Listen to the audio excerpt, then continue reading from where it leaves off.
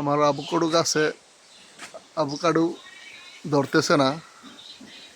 এ বিষয়ে যদি কারো কোনো জানা থাকে তাহলে আমাকে পরামর্শ দিবেন, কি করলে আভোকাডো ফলন আসবে। অনেক বছর হয়ে গেল, প্রায় 6-7 বছর, গাছটা অনেক বড় হয়েছে, ফলন আসতেছে না। 2 বছর যাবত অবশ্য ফুল আসতেছে, কিন্তু ঝরে যায়, ফলন আসতেছে না।